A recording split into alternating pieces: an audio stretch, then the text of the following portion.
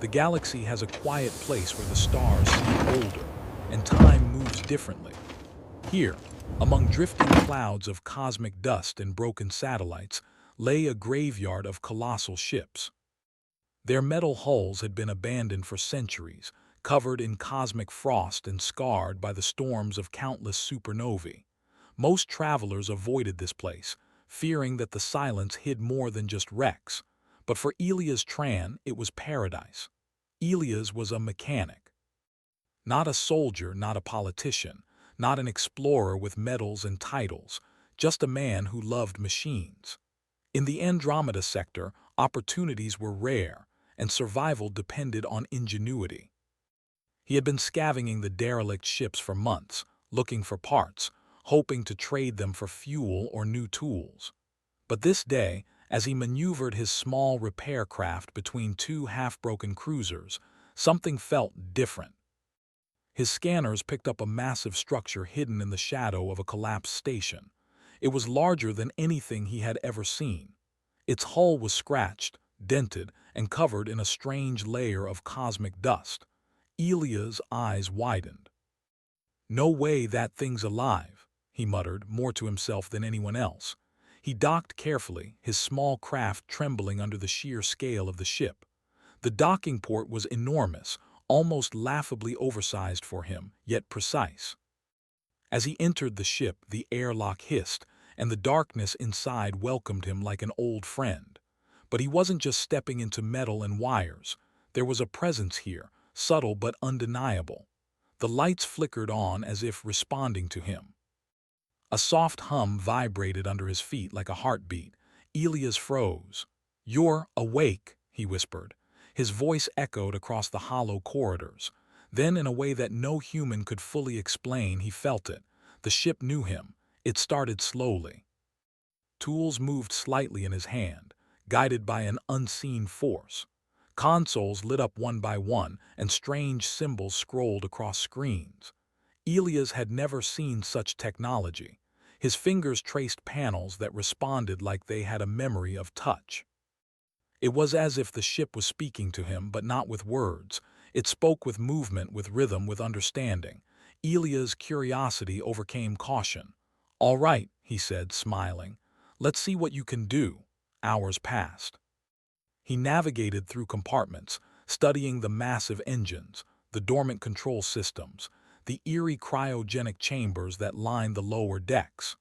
Slowly, meticulously, he began repairs. Not just replacing wires and circuits, but understanding how the ship thought. Every adjustment he made, the ship seemed to respond, almost like a teacher guiding a student. By mid-cycle of the planet below, Elias realized something incredible. This was no ordinary starship. Its systems were alive in a way that humans could barely comprehend. It wasn't just AI, it was conscious, and somehow it had chosen him.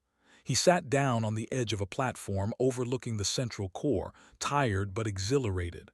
"Why me?" he asked aloud. The ship vibrated gently beneath him, lights pulsing in a pattern that almost looked like laughter. Elias laughed too, a little nervously. It was the start of something neither of them fully understood. Over the next few days, the bond deepened.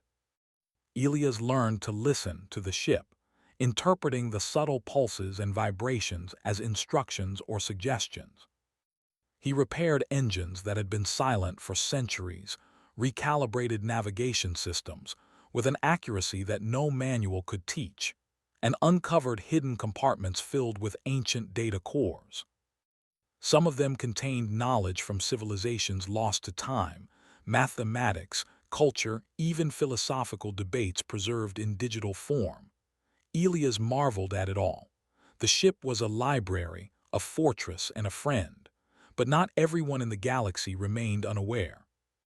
A distant alien scout ship detected the subtle energy emissions of the colossal vessel. Its sensors picked up the unique harmonic signature of the ship's core, a resonance unlike any known technology. The aliens exchanged puzzled signals. This wasn't just another relic. Someone or something was tampering with it. Someone had awakened it. Elias, oblivious to the wider consequences, focused on his work. He had repaired the main engine banks, aligned the propulsion grids, and brought life back to the life support systems. He explored the ship's archives, where he found hints of the vessel's original mission. Erebus had been designed not just for travel but for exploration, for solving problems no civilization could handle. Its creators had vanished, leaving it to drift. Until now. The ship seemed to respond to his every thought. When he struggled with a particularly stubborn core alignment, a platform shifted slightly, giving him better leverage. When he attempted to access the ship's navigation database, doors slid open to reveal hidden consoles.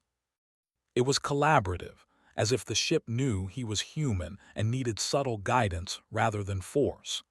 Elias began to realize something extraordinary. Humans were uniquely compatible with this vessel. Perhaps because of intuition, creativity, or sheer curiosity, he was unlocking capabilities the ship had never displayed before. Late one evening, while examining the observation deck, Elias saw the vast emptiness of space spread before him, glittering stars reflected on the polished panels. He thought of his life back on the small colony worlds, of endless repairs and scraps. And yet here he was, chosen by a colossal starship, touching history, understanding a legacy no one else could. He felt pride, not arrogance, but deep, quiet pride in the human capacity to adapt, to learn, and to connect. Then, without warning, the hum of the ship shifted. The distant alert from outside, the alien scout, blipped on his monitors. Elia's heart raced. He hadn't anticipated that awakening Erebus could send ripples through the galaxy.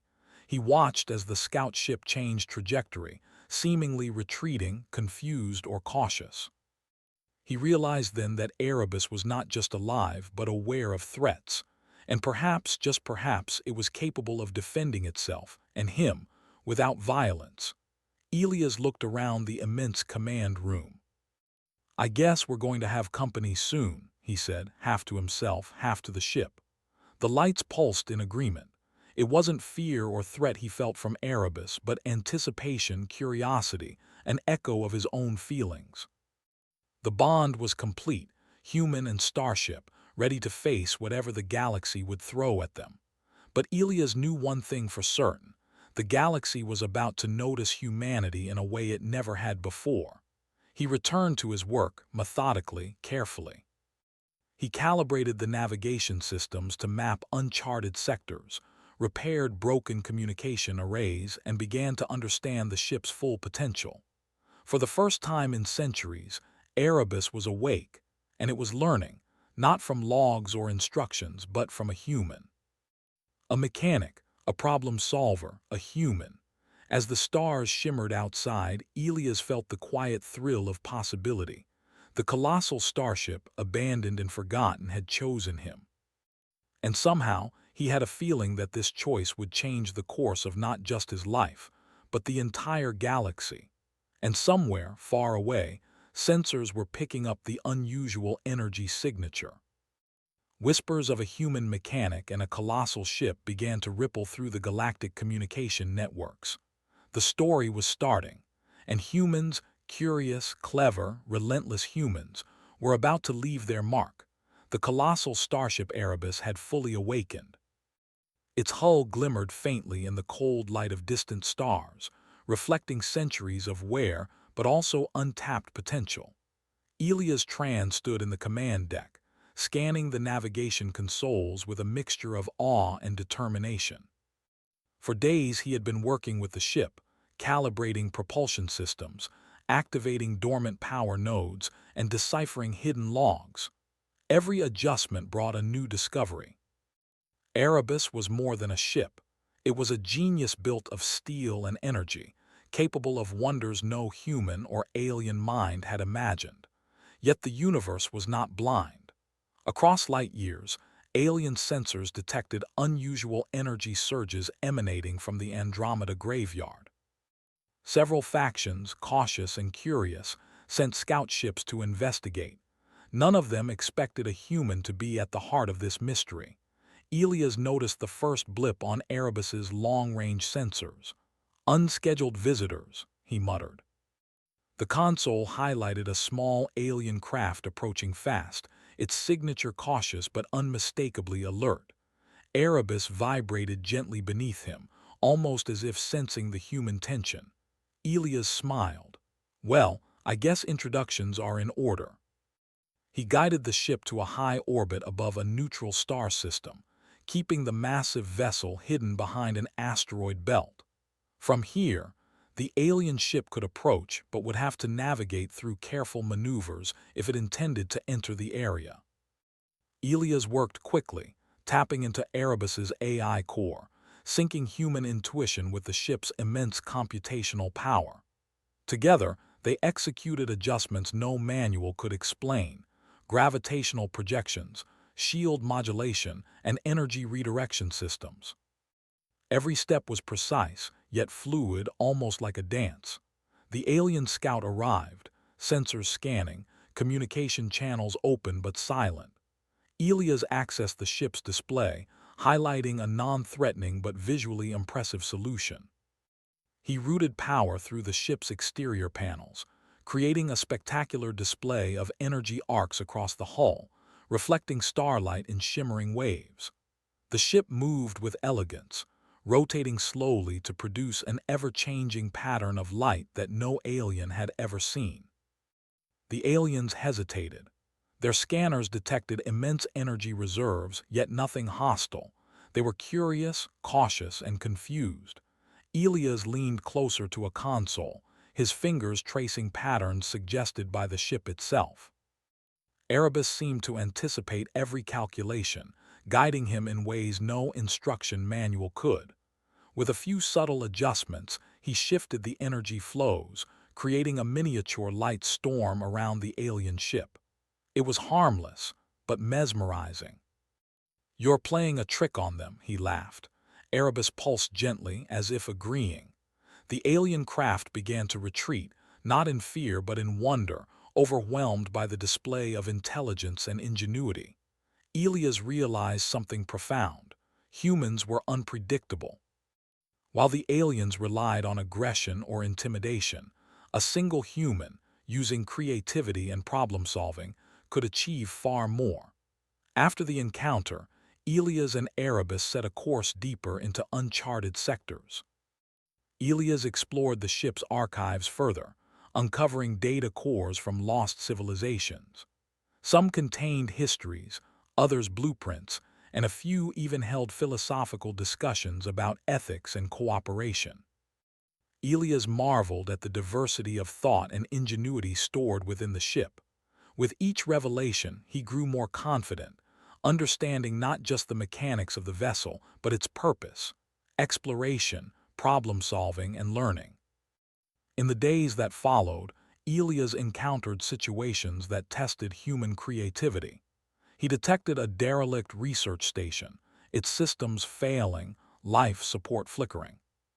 Inside, alien scientists had left behind delicate experiments crucial to the survival of a nearby planet's ecosystem. With careful adjustments, Elias recalibrated the station's energy grids, restored ventilation systems, and stabilized the experiments. He did it all without a weapon, without force, relying on logic, precision, and patience. Erebus responded to his ingenuity with subtle guidance, shifting machinery to provide leverage, stabilizing platforms, and even suggesting alternative energy routes. The bond between human and starship deepened. Elias realized that no alien species could replicate this synergy. Humans had intuition, creativity, and the ability to improvise in ways that rigid AI or programmed aliens could not. Meanwhile, rumors of the colossal ship and its human pilot spread quietly through interstellar networks. News of a mechanic who had awakened a legendary starship traveled faster than Elias could imagine. Some factions saw opportunity, others saw threat. Elias paid little attention. His focus remained on the work, exploring ancient archives and solving engineering puzzles that no one else could. One day, The ship guided him to a massive chamber at its core, filled with glowing conduits and dormant energy nodes. Elias traced patterns on the control panels, each touch resonating with the ship. Suddenly, the nodes began to pulse, revealing a map of uncharted sectors. "You're showing me the way," Elias said softly. Erebus hummed in response. For the first time, he realized the ship was not only a tool but a partner, teaching him, guiding him, and trusting him with secrets of the galaxy. Their next challenge came in the form of an unstable asteroid field near a system inhabited by a neutral colony.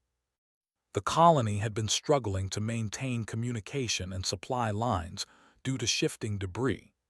Elias coordinated with Erebus to stabilize the environment. He mapped gravitational anomalies, recalibrated energy flows, and used the ship's thrusters in subtle ways to shift dangerous asteroids onto safer trajectories. From the colony's perspective, the asteroid field seemed to reorganize itself almost magically. Supplies could move, communications resumed, and life returned to normal, all without a single explosion or weapon fired. When they detected the colossal ship in orbit, the humans below were awestruck. To them, the human mechanic was more than a man. He was a savior, a symbol of ingenuity and compassion. Later, Elias accessed another data core from the ship's archives. This one contained records of the ship's creators, a civilization long gone. They had designed Erebus for problem-solving and exploration, valuing intelligence and ethics above all else.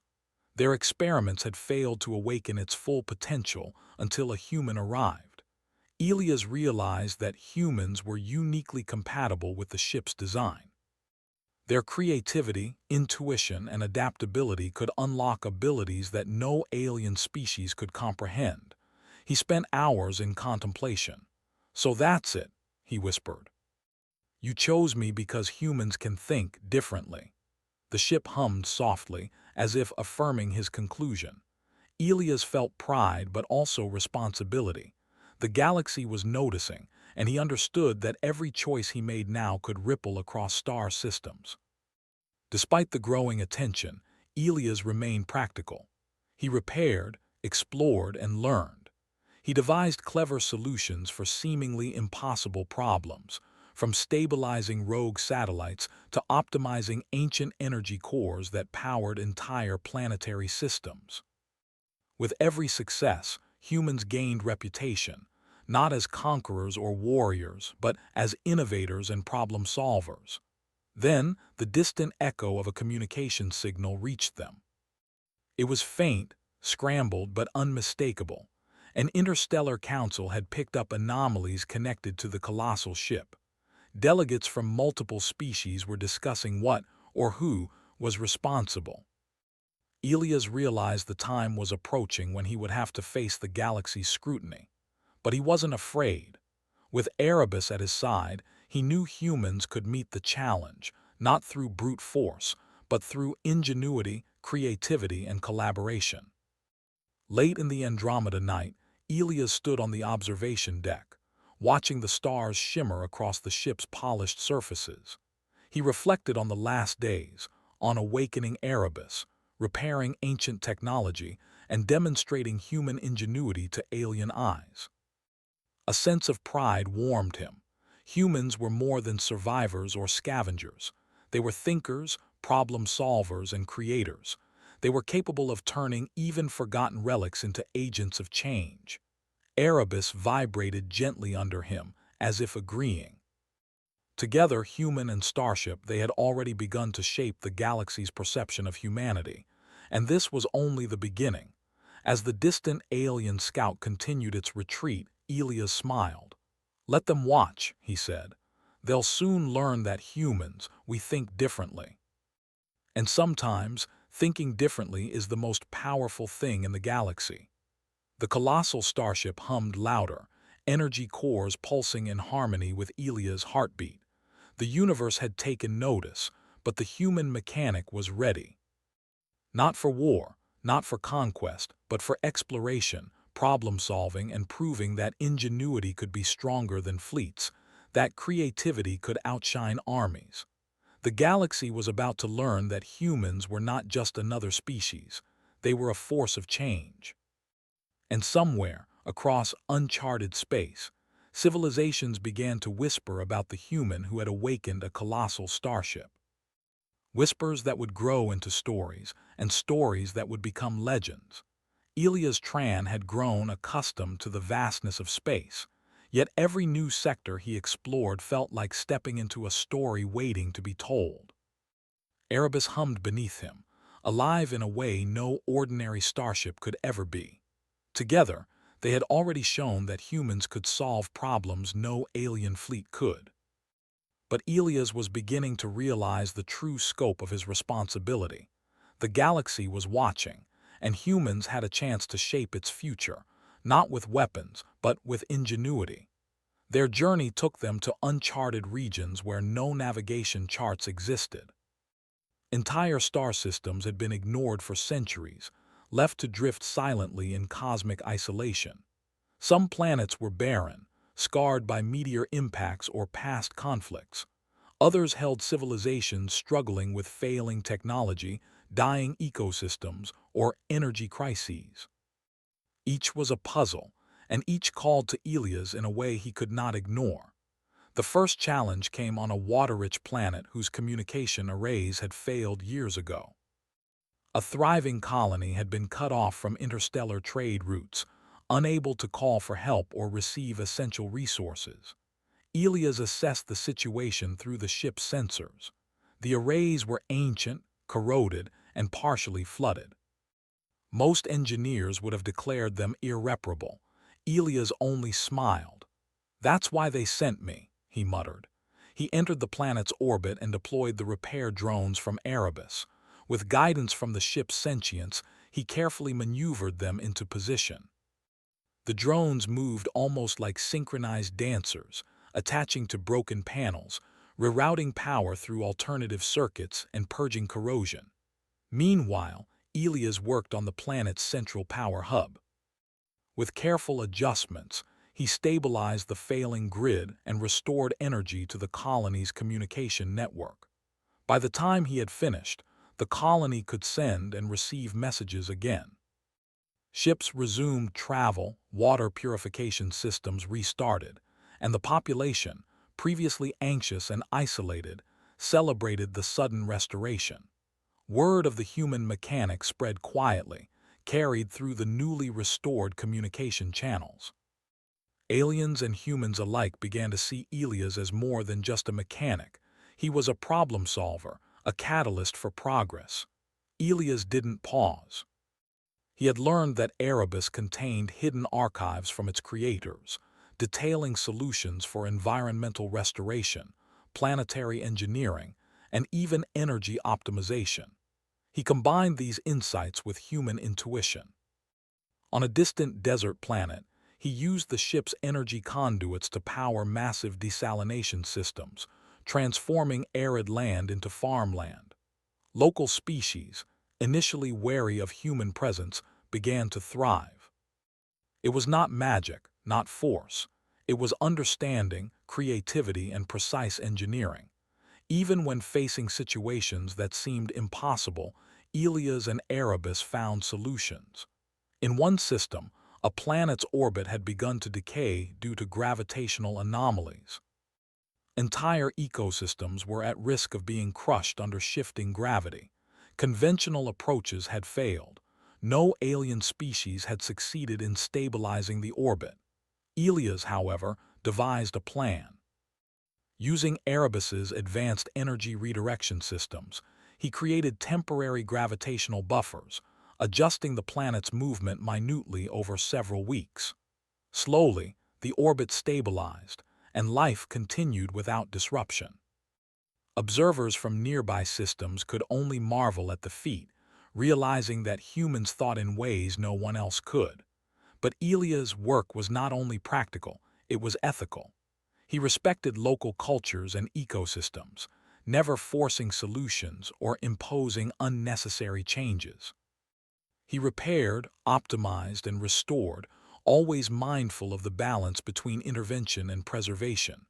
Aliens watching from afar began to notice a pattern. Humans acted differently. They were unpredictable, yes, but in a positive way. Their creativity, empathy, and ingenuity were unmatched. One particularly delicate mission involved a planet whose AI-controlled infrastructure was failing. Entire cities were at risk of collapse, not from war or attack, but from simple neglect and age. The AI, designed to optimize urban life, was shutting down in stages, threatening water, power, and transportation networks. Elias accessed the AI interface and discovered a puzzle no one else could solve: corrupted code tangled with outdated logic loops. He worked slowly, guided by Erebus's insight, rewriting pathways, reactivating dormant subsystems, and recalibrating energy flows. When he finished, the AI not only resumed function but operated more efficiently than before. The city's population, who had anticipated collapse, were unaware of the human and starship duo that had saved them. Only the subtle patterns of restored efficiency remained, a silent testament to Elia's skill and to humanity's unique problem-solving ability. With each success, Erebus continued to teach him, subtly revealing capabilities the ship had never used before. He learned to manipulate energy flows to stabilize weather patterns, redirect minor asteroid impacts, and even power failing starports. The human-machine synergy became a phenomenon. Other species began to whisper about the human who could awaken a starship's full potential. During a rare, quiet moment, Elias reflected on the journey so far. He stood in the observation deck, looking out at a nebula that painted the void in shades of pink and violet. "You know," he said softly, speaking to the ship, "we're doing more than just fixing things. We're showing the galaxy what humans can do." The ship hummed in agreement, lights pulsing gently in a pattern that felt almost like pride. It wasn't long before their reputation reached a galactic council, composed of representatives from dozens of intelligent species. Delegates debated what to make of the human and the colossal ship. Some argued caution, fearing unknown power. Others were curious, intrigued by the efficiency and ingenuity they had observed. Elia's work had done more than repair systems. It had demonstrated a new kind of influence.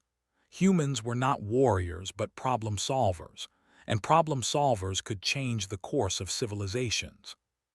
The council sent an envoy, a diplomatic vessel, to observe Elias and Erebus directly. The humans on board had never seen anything like it. They arrived expecting some show of force, perhaps intimidation. Instead, they witnessed a series of intricate engineering maneuvers. The starship carefully adjusting the orbit of a moon to stabilize tides, redirecting energy flows to restore a failing energy grid, and even assisting a species in repairing a fleet of survey ships with minimal resources. The aliens were astonished. "It is unlike anything we have seen," said one delegate, a tall, silvery being with translucent skin. "The human guides the ship, and yet the ship adapts to him. It is symbiotic." Elias chuckled. "We're just doing what needs to be done," he said simply. "Nothing more, nothing less." Yet, in doing so, he was redefining what it meant to be human in the galaxy. He realized that humans had a unique edge, not brute strength, not superior technology, but the ability to think creatively, to improvise, to empathize, and to adapt. Erebus had awakened not just because of his skill, but because humans could unlock potential that no other species could. Days turned into weeks as Elias continued exploring, repairing, and restoring. Every challenge reinforced a simple truth: humans, with their curiosity and ingenuity, could solve problems others could not even comprehend. Colonies thrived, ecosystems stabilized, and ancient technology long thought lost was rediscovered. All the while, the whispers grew louder across the galaxy. The human mechanic, partnered with a colossal starship, was changing the balance, not with violence but with thought and action. During a particularly tense mission, Elias faced a dilemma: a planet with a decaying atmosphere, slowly losing oxygen. Conventional terraforming methods would take decades, but the population could not survive that long. Using Erebus's energy systems, he devised a temporary solution, redirecting energy into atmospheric processors to accelerate oxygen regeneration while constructing adaptive habitats. The planet's inhabitants, once on the brink of despair, watched as the air became breathable again. Elias smiled, exhausted but exhilarated. "You're amazing," he whispered to the ship, brushing his hands across a control panel as if sharing a quiet moment of triumph. The starship's hum resonated like a response, not boastful, not prideful, but acknowledging. Together, human and starship were reshaping the galaxy in subtle but profound ways. As Part 3 closes, the galaxy is beginning to see humans differently. They are not conquerors or invaders. They are creators, problem solvers, and innovators. Elias Tran, a simple mechanic, has become a symbol of the human edge. With Erebus at his side, he has proven that ingenuity, empathy, and creativity can be more powerful than fleets of warships. And somewhere in the distant reaches of space, civilizations begin to whisper. Perhaps humans are the ones to watch, not because they fight, but because they think differently, and that difference might just change everything. The galaxy had begun to change, though most beings did not yet understand why.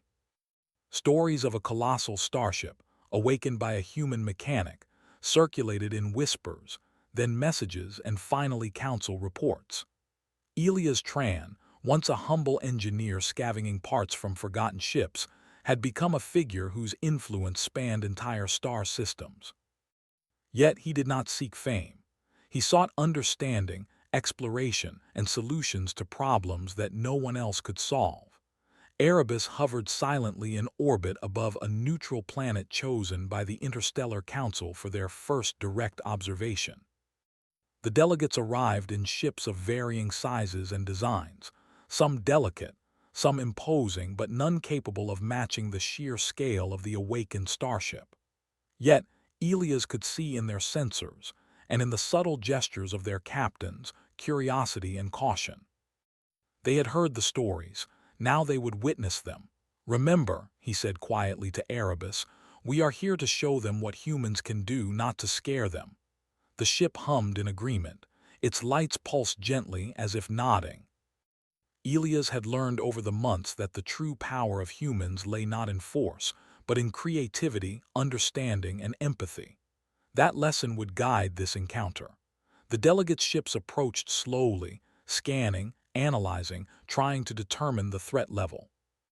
Elias activated the observation decks and projection systems of Erebus. Instead of weapons or shields, he used the ship's capabilities to create intricate energy patterns in orbit, shifting plasma flows, generating harmless gravitational waves, and projecting complex simulations of planetary ecosystems thriving under human guidance. Each demonstration was carefully calculated to communicate a single idea: humans solve problems, and they do so in ways no one else can. The alien council watched in astonishment. A delegate from the silvery-skinned Alinari species muttered, "It is beautiful."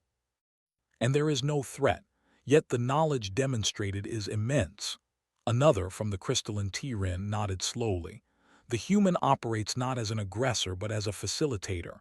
Observe how the starship responds to him. It is symbiotic." Elias smiled faintly. That was exactly what he hoped they would see. Their first discussion began over an environmental crisis on a distant moon. Its atmosphere was slowly failing, threatening the moon's delicate ecosystem. Several alien factions had debated solutions for decades, but had reached no agreement.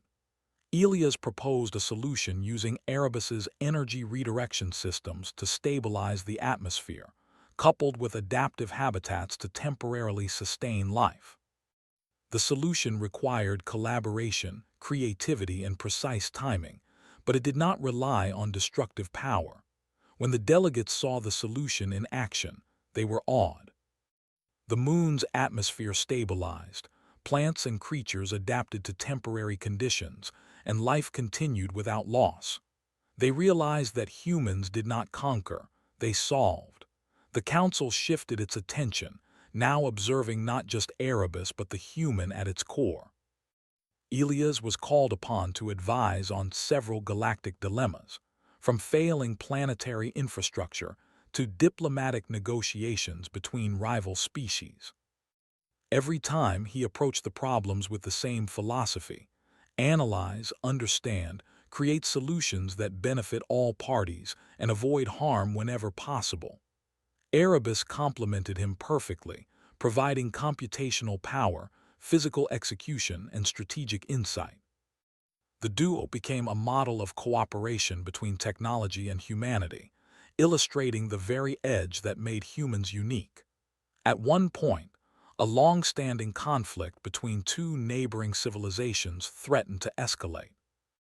A misunderstanding over resource allocation had persisted for generations, yet no alien diplomat could find a solution. Elias proposed a neutral system of resource redistribution, powered by Erebus's energy management capabilities. He modeled scenarios, calculated outcomes, and even allowed the starship to simulate potential misunderstandings. The solution was fair, transparent, and innovative. Both sides accepted it, amazed by the precision and thoughtfulness. Violence was avoided, trust was built, and the galaxy began to see humans as arbiters of ingenuity. While the council meetings and interventions occupied most of his time, Elias never lost sight of the smaller details. He repaired failing satellites, stabilized planetary weather systems, and restored ancient power grids. Each act reinforced the growing perception of humans as problem solvers. He reminded himself constantly that human strength was not in combat, but in creativity, empathy, and adaptability. Erebus's presence magnified that strength, but it was Elia's insight, curiosity, and care that guided the actions. One quiet evening, while observing a distant nebula through the ship's panoramic windows, Elias reflected on the journey. He thought of the derelict graveyards where he first found Erebus, the alien scout ships he had impressed, the struggling colonies he had saved, and the council delegates who now trusted his judgment. The galaxy was changing, not through war or conquest, but because a human had chosen to act differently. "We've done well," he whispered to the ship. The gentle pulse of energy in the control panels felt like agreement, yet Elias knew this was only the beginning. The galaxy was vast, filled with countless problems, mysteries, and civilizations in need of assistance. Humans were now recognized not just for their technology, but for their approach, thinking differently, adapting quickly, and solving problems others could not. That recognition carried responsibility. Every act, every solution, every interaction became a testament to what humanity could achieve when guided by intelligence and empathy. As the final council session began, Elias and Erebus were presented with a challenge. A coalition of planets required a unified system of energy sharing to survive an upcoming stellar storm. Failure would result in widespread ecological collapse. The council expected an innovative solution, and Elias delivered. He coordinated energy flows, repaired ancient conduits, and deployed the starship's adaptive systems to distribute power fairly. Every calculation, every adjustment, every decision was performed with care. When the storm passed, the planets remained unharmed, and the coalition marveled at the ingenuity of a single human working with a colossal starship. Delegates from multiple species approached Elias, expressing admiration, curiosity, and cautious respect. Some asked for guidance, others sought to understand how a human could accomplish such feats. Elias answered simply: humans observe, learn, adapt, and act with care. That was their edge. Erebus pulsed in agreement, a silent reminder of the extraordinary partnership between human and machine. The galaxy had begun to whisper of humans not as conquerors, not as warriors, but as creators, innovators, and arbiters of solutions. Legends spread. A human mechanic had awakened a starship, saved colonies, stabilized moons, and mediated interstellar disputes, and all without deploying a weapon or imposing force. Humans were seen in a new light, unpredictable, adaptable, and capable of solving problems beyond the comprehension of other species. In the weeks that followed, Elias and Erebus continued their work, exploring new sectors, restoring failing systems, and demonstrating human ingenuity wherever they went. Each success reinforced a simple truth. Humans, when guided by curiosity, creativity, and empathy, could achieve more than entire fleets of warships or decades of political negotiation. The galaxy had learned an important lesson. Sometimes the greatest strength is not power, but thought, understanding, and the willingness to act for the greater good. As Elias stood on the observation deck one final time, watching the stars stretch endlessly into the distance, he felt a quiet pride. Humans were no longer just one species among many. They were an example of what could be achieved when intelligence met empathy. Erebus, massive and majestic, pulsed beside him, a living testament to the power of cooperation between human and machine. The galaxy had changed. The colonies had survived. Conflicts had been resolved. And humanity had proven that their edge was not in war but in ingenuity. Elias knew that this was only the beginning. Countless problems awaited, countless civilizations needed assistance, and countless opportunities to demonstrate the human edge lay ahead. And somewhere, across the distant reaches of space, civilizations whispered the same legend again and again. A human mechanic had awakened a colossal starship, and together they had reshaped the galaxy, not with weapons but with creativity, problem-solving, and the boundless human spirit. Elias smiled. "We did it, friend," he said to Erebus. The ship's gentle hum seemed to respond with quiet satisfaction. Together they had not only survived, they had thrived. They had proven the galaxy wrong. Humans were more than just another species. They were a force for progress, innovation, and hope. The stars stretched before them, endless and bright. And for the first time, Elias felt certain that humanity's journey among them had only just begun.